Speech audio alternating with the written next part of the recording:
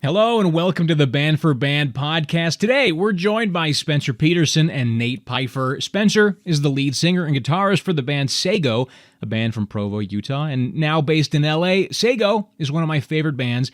They've got 5 albums out, and their latest album, Direct to DVD, is already out on CD, but drops on streaming in a couple weeks. And Nate is a musician and producer based in Provo who has worked with a lot of iconic Utah bands and artists like Sego, The Moth and the Flame, Fictionist, Cascade, and a whole lot more. Spencer and Nate, welcome. So glad you guys are here. Thanks for having us. Yeah, this is such a good vibe in this room. I feel cozy. It is comfortable in here. Yeah. Especially, if it's too cold, I could close it, but I like the window open. Yeah. Yeah, well, it connects you with reality. I feel like, most studios are blacked out and neon-y. This is, I feel like having a little sunshine's nice. It is a little I'm nice. hoping we get some cool ambient. I hope somebody walks by and yells in the window, "Is that Spencer Petersen?" Just waiting for the paper boy to come by. You get someone yelling at their dog when they walk past? Yes. Or just a dog barking. That's like, that puts you on the earth in Spanish Fork, Utah. I like that. So what have the two of you worked on together? I know, well, first of all, you got a new song that just came out called Sad. Sad, yeah. Which is a cover, a controversial cover, but yeah, a cover. A cover of who? XXX Tentacion. Wow. Yeah, R.I.P. Which Nate and I made years ago in his basement after a velour show where my voice probably sounded similar to it is right now. I'm a little blown out. Perfect. And it was an exercise. We wanted to do a cover of the biggest song that we didn't know anything about. And so Nate just looked up the top streaming stuff on Spotify that day or whatever, and it was like, this is the all-time biggest streaming artist. And I had never heard I had no idea. It's just a different universe. I live in a weird, dorky, indie rock nerd land, and so XXX Tentacion, I had no idea anything about him. So we covered this song, which I think is freaking sweet. I think it's dope. I like the original too. So. Yeah. But then I was refused an opportunity to release it by like management and publishing and label because it was too hot of a topic because he's a controversial figure, as we all know now. And so it just sat on the shelf because of that. And now we put out a record this fall called Direct to DVD that is brand new songs, but also some of these songs that kind of just got stiff-armed back in the day, and we just decided we're just going to put it out anyway. So that's awesome. It's live. A lot of producers have sort of a sound, you know what I mean? They'll impart a big fingerprint to the way an album comes out. And Nate, you've worked with a lot of different bands and musicians. I'm curious to hear from both of you, Spencer and Nate. What do you feel like Nate's sound is? Man, dude. What's like You should have prepped me for this because this is what keeps me awake staring at the walls at night because I've got I'm thoughts scared. on this. Oh man, I'd love to hear. All right. I feel like Nate did such a good job. Like his first 3 records out of the gates as like producer is like The Moth and the Flame, Middo, Polytype. Is that right? The first 3? Yeah. And they were so distinct and so amazing, and but it did have sonically a sound. different though, right? I felt like everyone was like, dang, I want that. Whatever you did with Moth and the Flame, give me that. That was kind of the vibe from the outside. Sure. And that was like for us too. Okay. We're like, there's magic in that. Can you do that with us? And so I feel like the pressure was on to like, just like the Pyfer sound, I want the Pyfer sound. But the funny thing about Nate through the years is you look at his catalog of records and it's so diverse and so hard to pin down, whether it's like a kind of a Vanderslicey folk distortion record or a super electronic record or a punk record. Your record with Joshua James and then your stuff with Cascade, right? It's like so night and day. Wide. Really different. Which I think Nate's not to be compared with other producers, but like you look at what's his name, freaking Buddha, Malibu Buddha, Rick Rubin. So you look at Rubin, man. but you listen to his records, and it's like he'll do a metal record, but then he'll do like a Johnny Cash record, and they don't sonically have like a thing, but it's more about a quality level. And obviously, Rubin doesn't do music like he doesn't do the process. He's more of like the opinions. Nate does everything too, so that's it's not like apples to apples. But Okay, now I have to interject. okay, First of all, I'm glad where you landed, because I get nervous about, like, I don't want albums that I produce to sound a certain way. Yeah. That makes me nervous, because sound like like a sound or a trend gets stale really, really, really quickly, and there are a lot of like big name producers that all of their records sound the same, and people go to that for a time, and I feel like those are the dudes though that are out of work sooner than later. yeah, To go back to those first 3 albums that I was lucky enough to get to put produced by Nate Pyfer on, it's like it is funny to hear that. It's like that from an outside perspective, it's like, oh, we want that sound. And for me, I'm just like, oh, you can never have that sound, because Brandon and Mark, you know what I mean, are the sound Such of the a big moth and the part. flame. It's Yeah. like, I hope that my contributions to that record were inspiration. Like, what are some ideas? What are ways that we can rethink audio? What, you know what I mean? It's like the details of those things. But my hopefully, I would always hope that my sound is like quality, number one, experimental or bold. You know what I mean? It's like, I really do love the idea of trying to get whoever it is to step outside of their comfort zone. But it's the same thing with like Middo and Polytype. As you look at those records, it's like, I don't listen to those 3 albums and think they sound like each other at all sonically, but I am. there's a fingerprint. Well, I hope that fingerprint is that it sounds way bigger than people recording stuff in a basement in Utah. Like, I would hope that the fingerprint is that it's bold, is that it's creative, that it's not obvious. If I could interject, Please. change topics a little Thank bit. you. I have great Save memories with both of your music. I've got into the Provo music scene in like 2014. That's when I graduated. It's awesome. High school, started at BYU. Nice. And we got most of our audience isn't in Utah, but I think people don't understand that Provo is like a real deal music scene. It's been surprising for many years. A lot of really great talent and sound coming out of here. And I remember one of my favorite Sego shows ever was Tree Fort a couple of years back. I don't remember, but it was the one where we were like going crazy in the middle of your show, and then we looked over and like Bryan Cranston and Aaron Paul were like just standing on the side watching your show. I'm That was awesome. pleased that you liked that one, because I feel like that it was sub-zero temperatures. It was cold we and were rainy so cold. and wet. It was miserable. And then for Mr. Tape, Oh yeah. Buzzards and Bees 2021. Sweet. Mr. Tape did a basement show. Oh, yeah. Like after the whole festival. Yep. In like this. The pizza place down there, right? Yeah. Down in that little. I don't. It's been like 7 different things. Sure. Over the course of my time in Provo, but I feel like there's this tension when you're in music between going to a scene where it's happening versus building your local scene. And I think you're 2 examples of the opposite ends of that, because Sego moved to LA and Nate, you've stayed in Provo right here.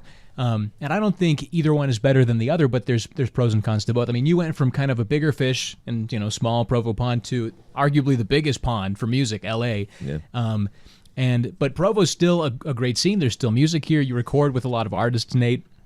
So I want to hear each of you weigh in. Like, what do you think is the value of leaving versus staying? I think, as someone who left and got lured out to LA, I think there's definitely values in both ways. Like, going back to the mathematics guys, I remember their whole thing. Matt Paulos was like, created this foundation, and their like outward goal was like, we want to make Provo the new Portland, or Provo the new Omaha, or the new place. Create the scene. We don't want our bands being outsourced to these other places. But as a band, not as a scene, going to LA was a crazy learning experience, because there are just so many other bands of all different qualities. But you realize, like, while the Provo scene, I did realize was like kind of superior in a lot of ways, and it was cohesive and kind of like this family thing. But I remember my first weekend in LA, I went to like a residency at Spaceland, this cool venue, and I saw one of the most memorable sets and immediately was struck with fear and regret. I'm like, oh, we got to level up. What have we done? What have we done? Yeah, Yeah. like this is the big leagues, and these bands are all they all did what we did, thinking, yeah, we're good enough to come to this city, and you have a whole city full of these people that are putting it all on the line, and you really have to double down and decide if you're going to do that. So I think as a band, it's like it's a proving ground to like level up, but one huge disadvantage that Utah specifically has is that the next biggest places to play that like aren't Salt Lake are literally like 6 and 7. You go to Boise, you go to LA or Vegas, but those scenes aren't like a Provo scene anyway. No, it's not. It's like if you want to really go to another scene, you got to go to LA or to Chicago or to Denver maybe. My point is, if you want to play more shows that aren't in your market, you got to drive a really long distance. But like if you're West Coast or East Coast, there's lots of places close by. Makes it hard to stay here because it's like, you know.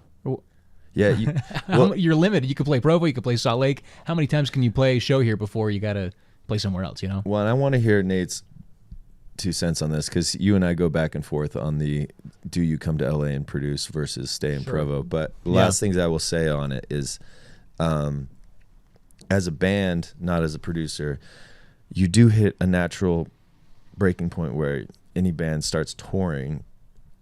You're just like, I just want to play more, and you can only play a couple times a year. Once you're out of that fresh band phase where you can play every weekend and your friends will show up, in order to keep playing, you have to just go around. You have to go far. Yeah, and you have to start traveling, and it's just naturally going to pull you out of your hometown, and you're going to be a little less rooted naturally. But I think you can still stay. Like I think a lot of bands have done it, but there is a natural pull because of that. You have to get out. But anyway, Nate and I debate over this. Like, I try to lure him down to LA every once in a while, and he refuses. I try to get you here every once in a while. I still am trying to get you here. Yeah. I think that there's like the obvious. We just need to differentiate between like a band and an artist that's trying to do it, and somebody that like me that's a studio rat, right? I'm lucky because I do get to still go work in LA quite a bit. Like I just got back there last week. Like I travel and still get to work there, but I love the life that I'm living right now, and I love the speed at which I live, and I love where I'm raising my family, and it's like the life that I want to live from a quality standpoint. I don't think I could achieve even if I was able to move to different places and potentially work more. But dude, I don't want to work more. Like I want to work deliberately, right? Yeah. You know, so will I ever be as rich as the dudes that you would say are kind of compared to what I'm doing? No, I probably won't be as rich as those dudes. Do I live a life that I find genuine happiness in? Okay, so anyways, there's my spiel as far as like that part of it. As far as bands go, you know, I can only kind of speak to the projects that I've worked on that either don't leave or that do leave. You look at the Moth and the Flame again, we keep coming back because they were just as much of a learning, you know, situation for me too. Again, thank God that they were cool enough to let me, you know, help. But we were able to do something really special here. And it wasn't until they kind of said, hey, we want to take this seriously and moved that things exponentially started to grow for them, right? Mm-hmm.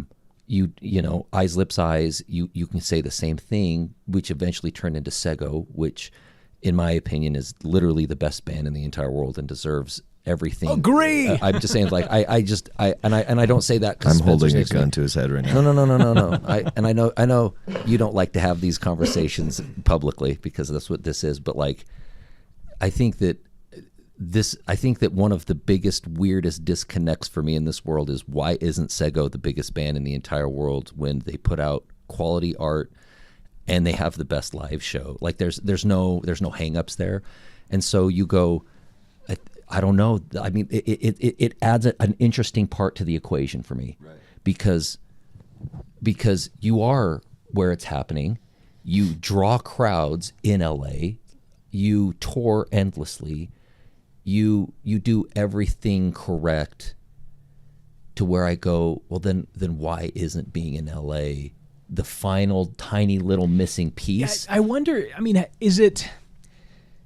how necessary is it to have like a scene you're a part of now that everything's on the internet? You know what I mean? And maybe that's the better question. It's changed. It has changed, and there are actually a lot of people who have chosen to stay here that actually do okay. Do you know what I mean? It's like, dude, Joshua James never left. That dude had continues to have an incredible career. And then you go, okay, well, that kind of breaks the mold. So I don't. The Backseat Lovers dudes. Yeah, they're still based here. Yeah. This is so. The thing that it's kind of tricky is that it's hard with how connected the world is. Yeah, you don't have to go to the people as much. Depending upon what you want to do. Yeah. Sego is fundamentally a band that you have to go see before you die so that you understand the hype. Not saying that you can't listen to a Sego album and understand what you're trying to say, but it's dancing music. But I'm just saying, it's like, it is meant to go and have a bunch of sweaty kids running around a club, right? Right. Wherein like some it's like some music isn't that, and there you go. Okay, cool. Like, you can stick around here. Like, yeah, dude, I live a good life without having to have left. My goals are very different. I'm not trying to travel. I'm not trying to do. Occasionally, we'll do a Penguin Mofex show so that I can throw out my back for 2 weeks and not be able to talk from screaming. And you go, oh yeah, I could never do this more than twice a year. Yeah. And that, but you see what I'm saying? Like, so I don't know. But the thing is, like, dude, would Sego be any different if it was in New York? I don't know. I don't know. Yeah. Would Sego? And if you had stayed here, would your progress have been capped? You know. I mean, because you did mention, and I think that's a really good point, that being in an area where people are like really going for it, like LA, it motivates you. You know, it's like, Which oh I man, love. we got to I love work that. harder. We got to be on our A game. We got to think of creative ideas. You have to be thinking of the next step. yeah, and you are, yeah, it's like a different level of commitment. Like, that's the weird thing about Provo is for having such a crazy track record of successful and really talented and groundbreaking music, it's like a different mentality, because there are a lot of the best bands I've ever seen that just don't give a crap.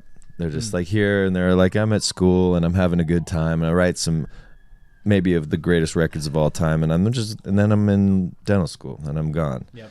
And whereas LA, it's like these psychopaths. Like, like I found a flyer for this the other day, where I didn't realize it. I forgot about it, but Doja Cat opened for us at one of our first Sego shows. Wait, is that real? Yeah, That's crazy. it was at Satellite, but it's like you realize, like, oh, you're like kind of neck and neck with all these people that are in it for life. They're like going super hard, and so it's just a different approach to the whole thing. Now, does that change the quality of the actual product? I don't know. That's less of the thing. I don't think it's a guarantee. You know, About I don't think that it means the music is necessarily going to be better. No. How are you not leading every bit of your promotion with Doja Cat open for us? I mean, it's humiliating, maybe. The disparity of success that has followed that show. If you take a graph. We should just start telling people that Sego is Doja Cat's favorite band until she sues us, and then you blow up because she sued you. I know. That's I'll declare no loss bankruptcy. situation. Yeah. So what I want to ask you guys next is about music. Love talking about music. I want to hear what were the bands that you both listened to growing up that sort of are foundational to your sound now and the music you made later? What was the stuff that you were... I mean, we're going to talk about Counting Crows in the next part of this, but aside from them, what were the bands that you guys were really hot on? You want to lead it off? I'll lead it off because I have... when people ask me my favorites of stuff, it always changes, but I have actually figured out a system where I have my Mount Rushmores. Yeah. And so there are at times the Mount Rushmore of faces replaced, but it makes it a little bit easier to have these conversations without having to be like, what am I stoked on now, right? So for me, my parents listened to a lot of music around the house, but it was, a lot of 70s stuff, some 80s stuff too, but, James Taylor. Billy Joel, Elton John, Michael Jackson, you know, I mean, just kind of pop stuff. You know, my dad loved the Doobie Brothers. So anyways, like we have the Carpenters. We have a lot of kind of just what parents of a child born in the 80s would be listening to. I love thinking back on parents buying Thriller. We had a Thriller. Yeah, which is awesome. We had a copy of Thriller in our basement. Yeah, we had it I'm on like, cassette. My dad bought that? I know, it's awesome. Whoa. One of the best albums of all time. Totally. And that's and so I was lucky that I got to grow up in a house that a lot of different kind of music. But when I started listening to my music, I was set up for it with They Might Be Giants album Oh Flood. my gosh. Like that was the setup for me. And Okay, this is bonding moment. My first album ever was No by They Might Really? Be Giants, the kids one. Yeah, of when I was course. like 4 or 5. That was the first CD I remember owning. okay, Yeah. this is fantastic. So my aunt dubbed me a copy of Flood from CD to cassette tape, and I went to my grandparents' house in Boise by myself without my siblings to spend a couple weeks up there and listen to it on repeat. You know, so that was the first time I think I had like the thought of, hey, I can kind of have my own music. Yeah. But really the first band that changed me was Rush, because I had a buddy that was just like, oh man, you're never going to believe this drummer, right? And I was just like, okay. And, you know, Geddy Lee was singing all high, and I'm like, this is wild. But it was really that was kind of the first time that I was like, oh, I showed my mom, and my mom was like, you know, I don't like this at all. This is evil. No, exactly the opposite of that. This is, dude, I give my parents all of the credit in the world.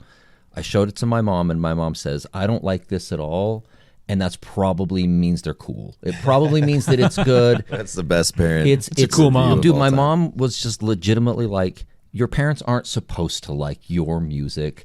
As long as you're not bringing crap into the house, like, go love what you love. That's and by the amazing. way, it's like I feel like most all the stories end with the parent going, this is evil, we're burning this stuff. Dude, not me. Like, my mom was aware enough to go, that's so rad that you're passionate about something.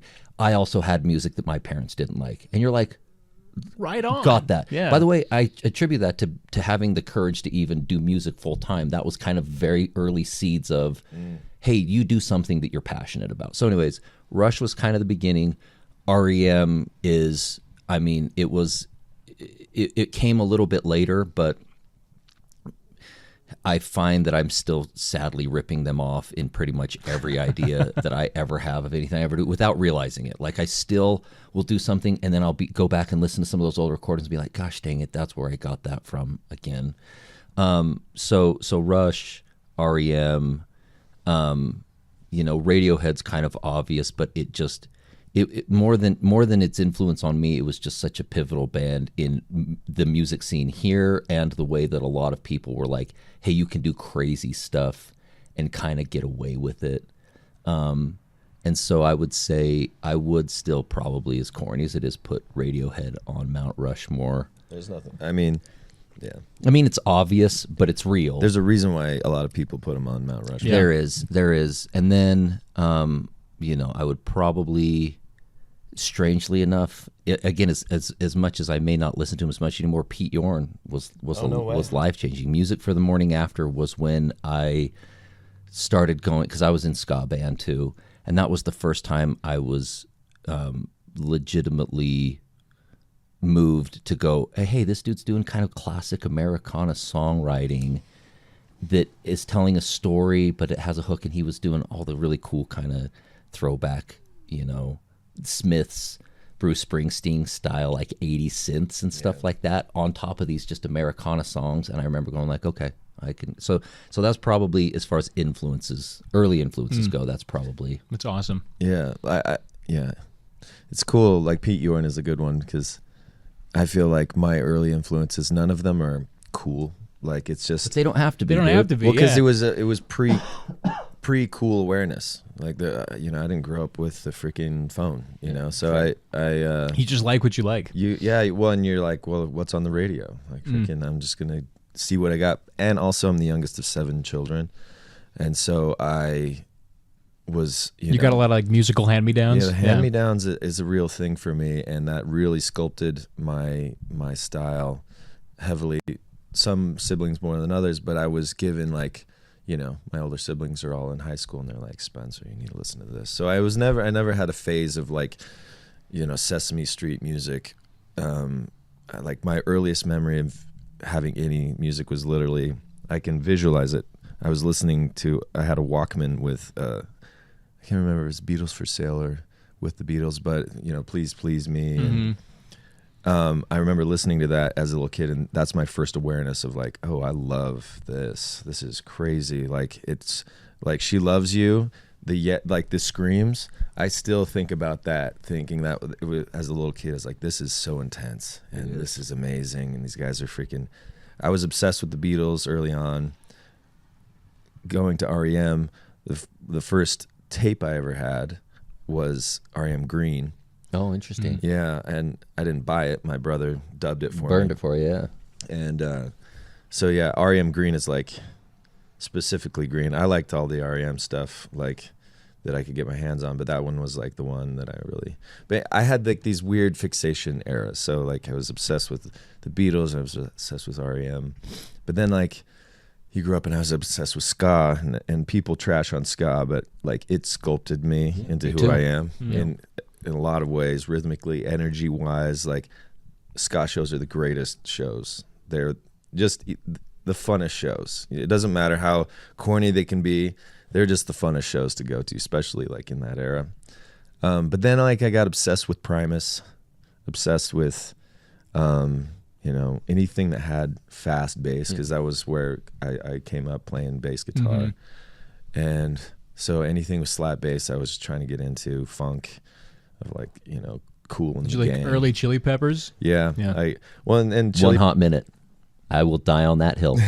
I like Chili Peppers, but weirdly, I didn't discover the cool Chili Peppers until later. I just had like I had like an old tape my sister had, and I would just try to like learn those lines. But One Hot Minute's it's a controversial record for fans. I know, which I was is always crazy a fan. to me. I think fans just listen to the band, and the band itself divorced itself from that album, and so they're like, yeah, which is we also can't like stupid it. to me. Yeah, but it's like Rivers Cuomo gave the world a reason to dismiss Pinkerton by himself dismissing Pinkerton and being like, I blew it. And I'm like, why did you just give the world permission? You should have put both middle fingers up and been like, this is the best album I've ever made, whether you like it or not. It's like one of my biggest pet peeves is when musicians get up on stage and they're like a lot of young bands do this, and they're like, sorry. So we didn't really practice this one, and sorry, yeah, we kind of rushed, and you're just like, shut up, dude. We just kind of play put the this tunes. together, and it's not going to be very good. So just bear with it. I'm like, you don't ever say that. Not only that is that. By the way, I'll probably like this one more than the one that you've worked to death. Yeah. Like the one that you wrote yesterday and can't really play super well yet. I'm probably going to feel that one more than the one that you've spent way too much time on. I think artists need to remember that they are the creator, and that people defer to them naturally and will accept what they are 100%. given. I preach if this. they're given with confidence. And so I preach that. People don't know what they want, Yeah, it's as like, the artist, you got to give it to them. You got to say, this is what you want. There's not You're a gonna committee. Like this. Yeah. And if it sounds weird, like, and there are thousands of examples of this, but like you listen to any Beatles record, and it's like the best parts are like, I can't believe in Happiness is a Warm Gun. They just like did a blank like take cut. They just took the whole tape and just cut it with a different take, and you can hear the splice, but you're like, dang, that's such a bold awesome. move, crazy move. And like I'm glad they did that, instead of like this idea of like, oh, they kind of like if they were like, oh yeah, I wish we did that better, and they like led with that, then it would open the door to like, oh, what else is wrong? You've with given this? everybody permission to start listening to it critically instead of listening to it to feel something. Yeah, I think that's exactly. a big problem with social media too, is because bands will like leak a part of a song. What do you think? Yeah. What do you guys? Should we record this? Yeah. It's a whole shtick. You don't need their input. It's worse when bands go to their spouses or to their friends or to their family and say, what do you think about this? Because you didn't say, I love this, check this out. You said, whether you wanted to admit it or not, you said, what's wrong with Criticize this. Yeah. Yeah, and if you go to someone and ask for mixed notes, it's a very dangerous topic, because people will start listening critically and they'll find something, find something. and then it just erodes away. Whereas if you just deliver them a crappy mix and just say, this is what I want. This is what we want. They'll think you did it. They'll think you made every single one of those decisions it's deliberately. Super noisy, and I think that's interesting that you went that route. Totally agree. Anyway, yeah, like I think like if you're gonna cut it off at like, you know, when I started getting into what is considered like cool music, I think maybe Cake makes the list too. Really, a lot of the bands that we get compared to a lot, which people think that they can just break it down. They're like, oh, you guys must be really inspired by XYZ band.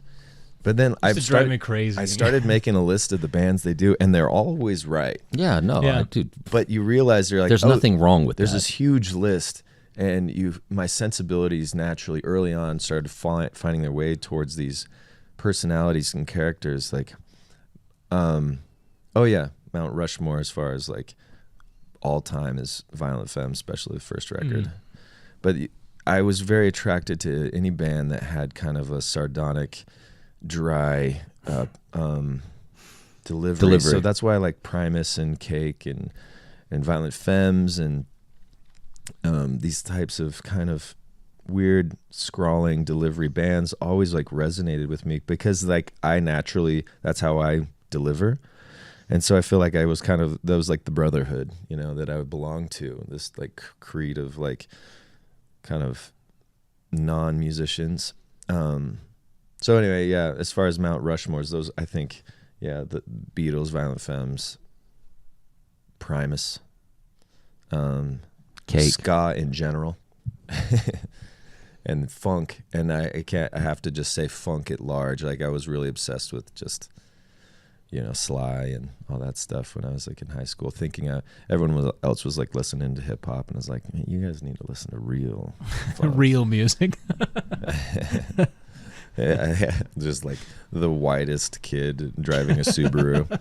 I mean, dude, when on bus trips, I had DMX's first record, and I was like, I was the meme of the dude standing in the corner going like, dude, they don't even know how hard I am. I think when you're a kid, a really formative experience is like getting access to music that you're like not really supposed to be listening to at that age. Oh, for sure. Yeah. For me, it was, my dad was a bishop. Yeah. But he was like huge into Rage Against the Machine. I was gonna say I had to hide my Rage records. And like, and he turned me on to them when I was like 8, and my mom hated it, and she was like, "You shouldn't be showing him Rage Against the Machine." And I was like, "This is the coolest music I've ever heard in my life." I can run through a wall when I listen to Rage. I know. Still, by the way. Yeah. I know. I don't believe in everything that they're talking about, but I just feel it's right. To play off your parent thing, though, a big influence on me is actually my mom. For not the stereotypical reasons of like, you know, censorship, but actually that she was so nervous about MTV. Yeah. And so we didn't have cable. And so I'd have to go to like my cousins to get it. And it just created an obsession to get my hands on anything that was on MTV and anything that was contraband. So like it made me really obsessed with, add Pearl Jam to the list. I was going to put Pearl Jam on my list too. Pearl Jam's on the list. But it was really a narrow band of records. First for Pearl 3 Jam. records for me. You like 4. I love Yield. You like Yield. I'm not as much of a Yield guy, but my mom was so like anti that I wanted to play guitar or drums so bad, and she was like just putting up all these roadblocks. Like, I don't want you should join the orchestra. So I joined the orchestra and to play the bass, in order to play the bass guitar, in order to get to the guitar eventually. It was a long road that I had this plan, and she finally let me get a guitar, but it was like, you can have a guitar, but it's an acoustic. But she like, concession was she could give me an acoustic electric, and I'm like, if I can get an electric, then that means I'm like one step closer to like an electric guitar. But I think that kind of stuff is good because it gave me something to kind of, not like in a bad way. I have zero qualms with how she did it, because it just made me super focused and interested in certain things and wondering why is she freaked out? Why doesn't she want me listening to Sex Type Thing by Stone Temple Pilots full blast upstairs? You know, it's like, for me, mine was Bad Habit by The Offspring. I was like, why doesn't my mom want me blasting this out across the neighborhood to all of our neighbors to hear? Yeah, what's the problem here? So I appreciate that. I have no resentment. I think it sculpted me into who I am, and I think that's amazing. Next, I have a few other topics I want to hit on. Just your thoughts on genre. I know Sego's music kind of defies being put in that genre box, but also your thoughts on AI and social media, depending on time. Well, let's start with genre. Genres don't exist anymore. Yeah, that's my answer. What is yours? I was reading some interview you guys did in Provo Music, or maybe it was, no, it wasn't them. It was someone else, and they were like, Sego is an indie pop band from Provo, and I was like, I don't think so. I don't know about that. I don't know why about not that, though. But why not? There are elements. There are. And what is pop and what is indie? That's what I'm saying. yeah, But those are indie pop is such a funny. It's like a total antithesis That's of each exactly other. right. It's like indie. It's an oxymoron. It's an oxymoron. Yeah. Anyway, but yeah, I've seen people use that term to describe, like, I don't know, like the Mac DeMarco Men I Trust, Right. and like that guitar tone, which is everywhere. Yeah. And I think that's really big in the Provo scene right now. Is kind of that sort of indie pop Yeah. band, which is it's good. It's a good sound, but I think pop as a genre shouldn't exist because Agree. it just doesn't mean anything. Totally agree. It just means popular. And popular there's so many means sounds that deferring could be to popular. popularity for sound, which is I hate that idea. I know you're just trying to come up with like a definitive. It's a catchy, but there are a lot of things that are catchy that are stupid. Like Baby Shark is catchy, so technically that's pop. Sure. It's very popular, but that has nothing to do with anything. So genres, I know the utility of it. You're just trying to communicate to somebody what this sounds like. Yeah. That's that. The only reason I think that it's good to try to have some sort of boundaries is for promotion purposes. Yeah. That's it. Totally. That's why. That's Just the to only tell reason. people Yep. what it's like. Yeah. Just people that like a certain aesthetic. You're trying to be like, hey, we fit into that. I literally think it's just for promotion purposes at this point. Yeah. I mean, I don't know how familiar you are with Black Shape. Do you know Scott Shepard from Book on Tapeworm? yeah, I know Black Shape. Yeah. So Black Shape, obviously a rad band, but they live in a universe that is so genre specific. It's like The what are metal they, world is crazy. post-hardcore or They- something, or post-metal? You're asking the wrong dude. But I love the records and I have no subgenres, idea what that like genre the people is. are so intense. It's like Reddit people. And talking to Scott about it is funny because he's just like, yeah, there's this universe of people that are very dedicated to their subgenres, and it's very, you have to stay in the lanes, and that's something that probably, for better or for worse, is it me? For better or for worse, I feel like it's good to fit into a genre. It's probably marketing wise and financially speaking, the best thing you can do is stay consistent. And it's maybe the least inspiring and interesting thing to do as an artist. And so I feel like Sego has just kind of been moronically defiant when it comes to that kind of stuff. And we're just going to do whatever and take the ride with us. And that's the vibe. I love your blurb. I think it's on your maybe your Instagram, but the art punk made by non-punks. not artists. It's so good. Yeah, I mean, it's like, yeah, the second you claim allegiance to any sort of genre or a creed, you just open yourself up to being Criticized by the dorks. non-purists. That's what I'm saying, Yeah. dude. And so and to be honest, like, I feel like there's punk elements to what we do, but we're certainly, I know real punks and I'm not that, like maybe like a certain ethos and certain topics or like an approach, but yeah, I'm not a freaking punk. Like, let's be honest. But also, I don't call myself like an artiste. I think that people that call themselves artists are phonies. Yeah, and it's a little self-congratulatory. art should be decided by the people that consume it. Yeah, There you go. There's my hot take. Other That's a good soundbite. people should be the ones calling you artists, not yourself. I always liked George Harrison when they would talk about being artists back in the '60s, and he was just kind of a real one back then. Like, he was kind of a grump, kind of whatever. I know, I'm into that. He got steamrolled a lot, but one of his takeaways was like, we're not artists. It's not like we're Mozart. Like, that's totally. like, we're making pop music. And I think at the end of the day, to kind of double back and kind of cut out my former point about pop music, at the end of the day, it is kind of like, this is like, this isn't like groundbreaking, art music. It's, you're trying to communicate cool feelings in like pop format, sort of. It's like a verse chorus format. really, you know. I'm much more grumpy and defiant than that. That being said, I'm of the belief that art is at its fundamental core a language of communication. True. And therefore, if it's not communicating with somebody, it's not art. And I know, because to me it's like words have to have meaning. If anybody that just goes and scribbles something down on a paper and goes, I'm an artist, then everybody's an artist. right. I like the idea of still there being some sort of a barrier of here's what we're trying to do. Dude, by the way, what if it's one other human being that says, I love that person's art? I'm like, fine.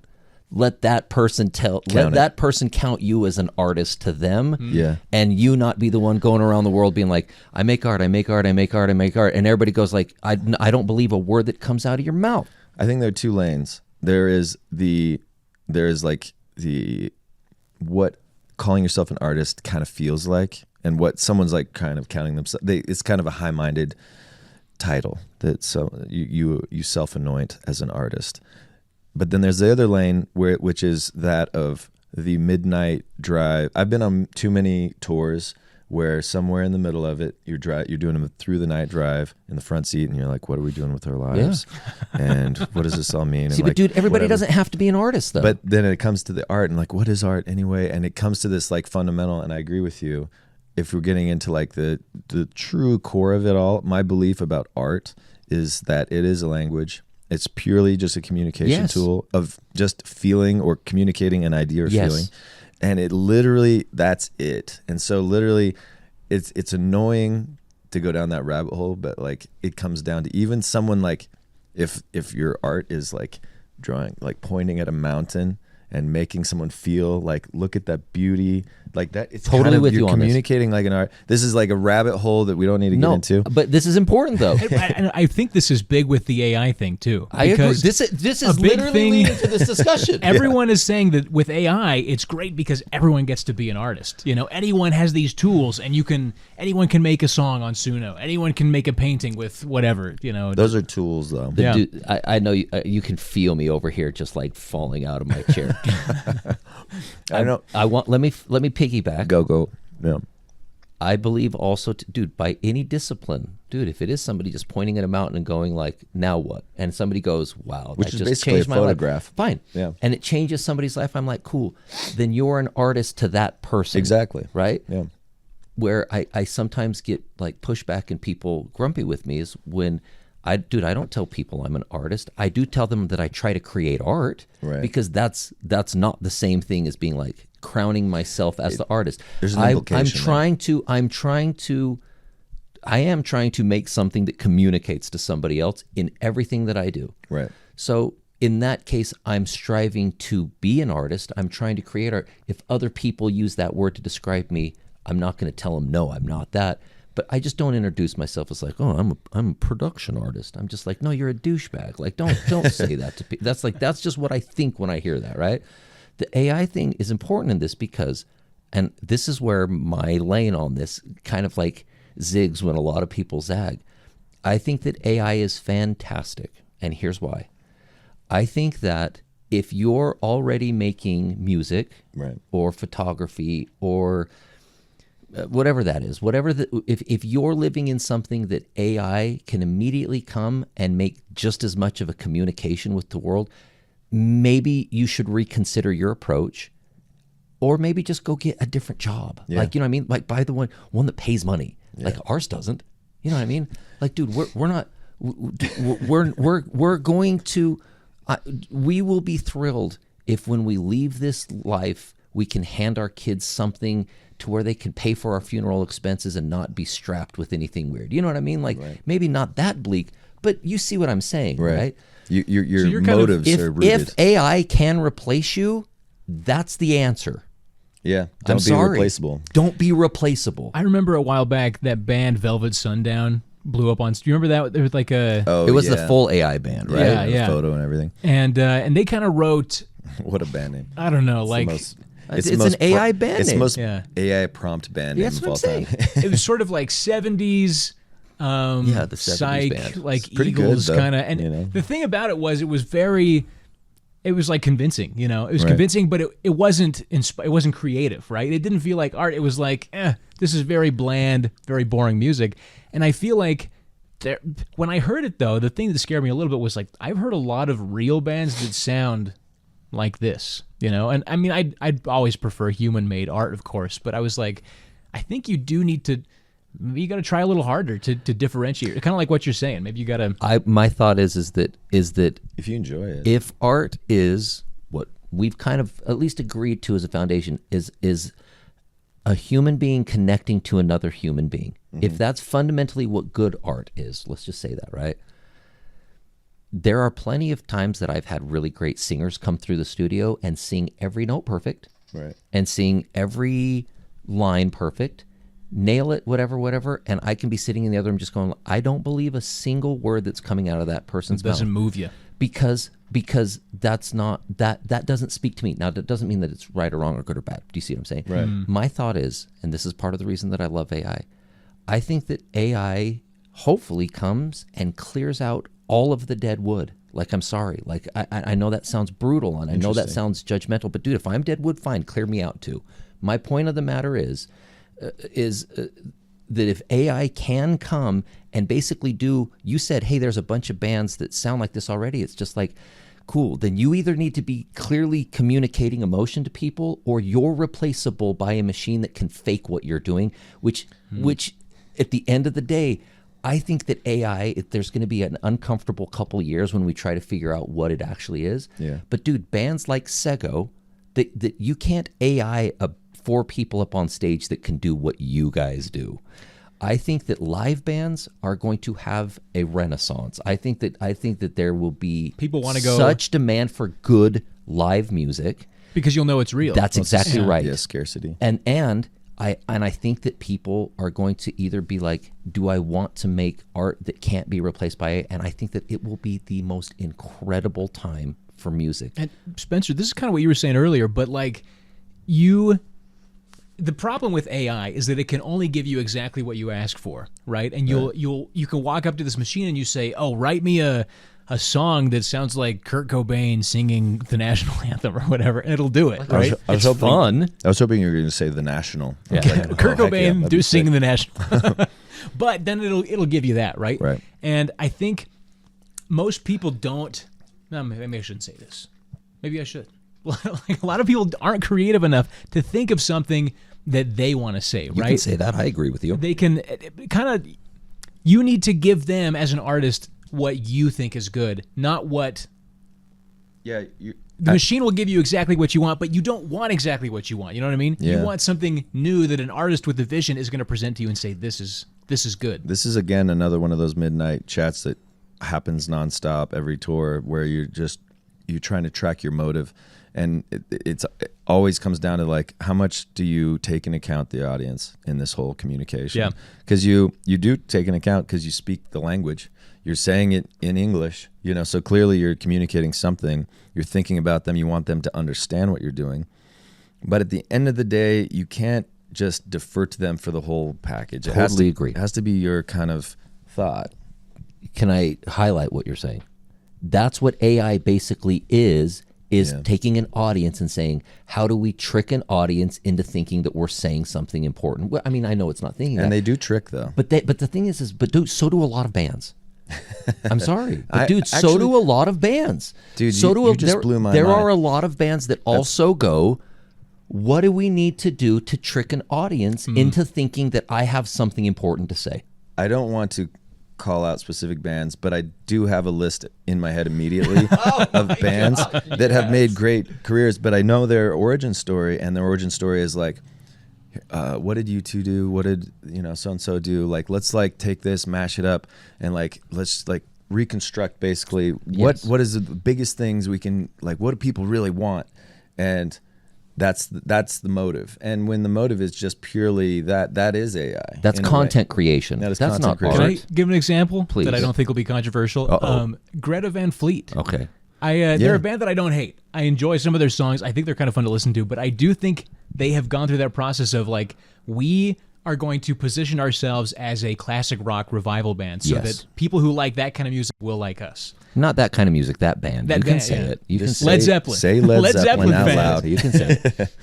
I think it's calculated. I think they're talented kids, but I think they're saying we want to. It almost, if I was being very cynical, I work in radio, and I would say sometimes you do certain ads to target a very specific demographic, Sure. right? You're saying we want to sell boats to male retirees who live Florida, yeah. in Florida, and so you have an ad targeted for them, and their music is almost like that. It's like we want to write songs for late millennials to boomers who like Led Zeppelin. And to be fair, there may be some people that listen to that and say, "Hey, man, I love listening to that because it brings back whatever." And I And go, Led Zeppelin's not writing songs and I anymore. go, and I go, for those people, I'm like, dude, to be consistent, if those listeners say I love their art, fine, that's up to that listener to decide. Yeah. We think that it sounds like content, generated content. What's the difference between that and AI? Well, there's a difference. There's people playing instruments. There's whatever. We listen to it and go, it doesn't move me that way.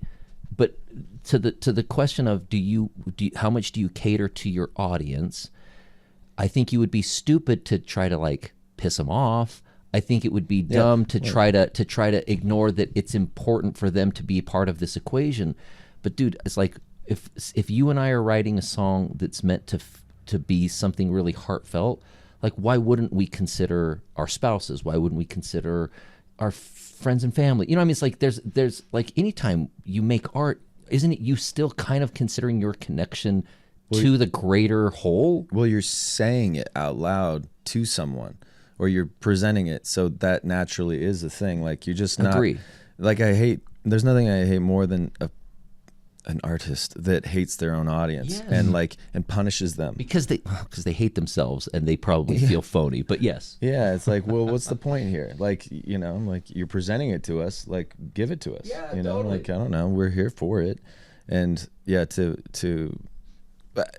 let me back up real quick. You said something though, and this is a slight tangent off of the AI tip, but you said they position themselves.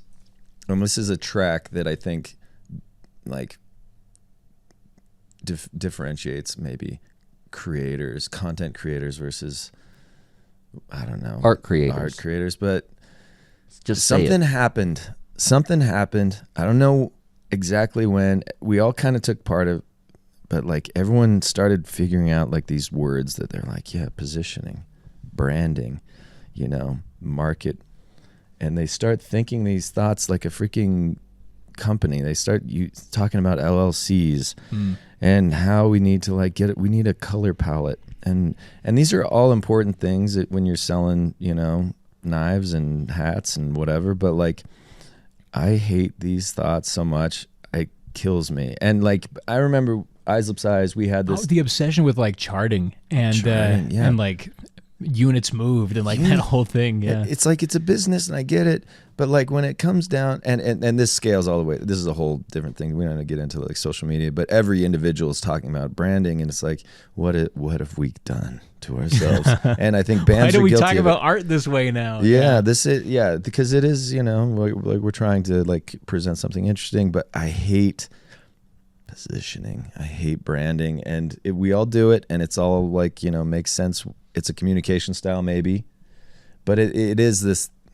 It's promotion. It makes me so cynical. I think one thing that changed is that with so many indie bands out there, like you can't just think about the music anymore. You have to be your own social media manager, and you have to like your all your content, your strategy, how you roll out albums. No one's doing that for you, and you have to think of all that yourself. And I think it can bleed into the way you think about your own music. Mm-hmm.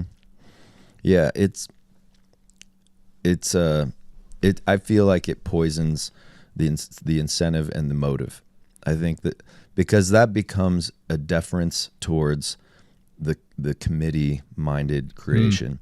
That's what I was going to say. Is if it actually affects what you want to say versus what you end up saying for other reasons, that's when it kind of starts feeling like it's like, I have a friend. Not good. I was just at a party the other night, and I have a friend who's done really well in like kind of the electronic indie space, and his label, he like worked really hard on this artwork, and he finished the record, and he's just getting like the artwork done, and he had a good friend come and create the visuals for it, and he's an old friend that's played in a bunch of bands together, and they've had like cool success, and so it's pretty nostalgic, meaningful, and he took these photos that are really cool and vibey and matches everything, and he's like, I feel great about this. Presented it to the label's like, this is great, and then like 2 weeks later they're like, actually maybe like we didn't, you know, it doesn't quite pop, and it doesn't quite, and they like list some like popular bands that are like have art that's like colorful or whatever, like maybe we should do some colorful, and for him it's just like, who are we catering to? Like, why are we doing this? Like, why do we have to have some like palette that this is it, this is the art that we're presenting, and why do like some guy thinks that because we're gonna put more color in this, it's gonna sell more units or whatever? Like, this is an age-old label gripe, but when you start making decisions based on that kind of stuff, you do discredit yourself in a lot of ways, because it's like, well, why are you doing that anyway? Why are you making the music? You know, that being said, Greta Van Fleet, if you ever hear this, I take back everything. I'd love to interview you. Come on the podcast. Hey, come on down. I apologize for nothing. I mean, I don't apologize for anything. And Greta Van Fleet has been the subject of many good memories, watching videos with friends. They're an easy band to pick on. And well, that's the thing is, I was going to say, well, it's all based in jealousy anyway. I was going to say they're far more successful. Like Let's be honest. We're punching up. Like punching up. That's a podcast. Yeah, dude, where we just go and trash just a bunch trash of popular successful bands that we're jealous of. I love this idea. Punching up. Okay, well, we could just wrap it up right there. Part one. Thanks for tuning in. This is the Band for Band podcast. Thanks, Spencer and Nate, for hopping on. Anything you guys want to plug real quick? You got new music coming out, shows on the way? For me, we put out this kind of like this Misfits record, this direct to DVD, and I guess I haven't announced it anywhere. I don't know when this is coming out, but the record is finally hitting streaming. We've had it only available on CD until next month, so it's coming out in early February, and then we're kind of just chilling until we finish the next record. I think as far as Sego moving forward stuff, I do have speaking of marketing and like all things online, we are veering towards the thing. I don't know if this is like the place I'm going to announce it or whatever, but we're this year's going to present a lot of changes in how we interface with fans and the world, and so we'll be kind of making some announcements about that soon. Wow, what exciting! A tease. Can we try to guess what it is? I mean, yeah, and I'll nod, but you can't hear anything.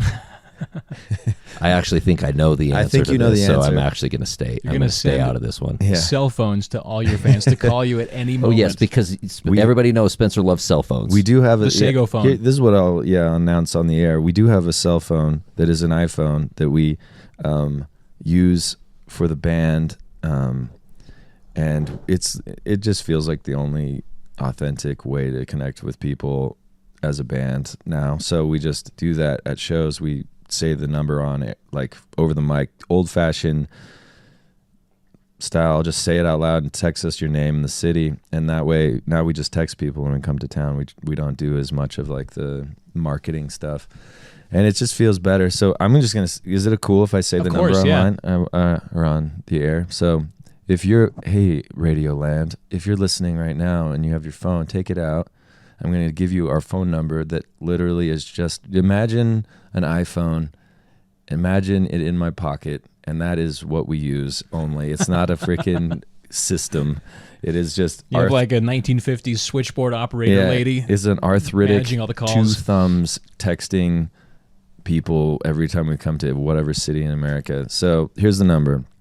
It's 323-480-0500, and text us your name and city that you go to shows in, the nearest city you go to shows in, and I will hit you up and let you know when we do it. Promise. That's all I got as far as like upcoming. Sweet. Follow at Sego, like the Sego Lily, SEGO on socials, and you can stay up to date with them there. Frick yeah. Okay, thanks. Good being here.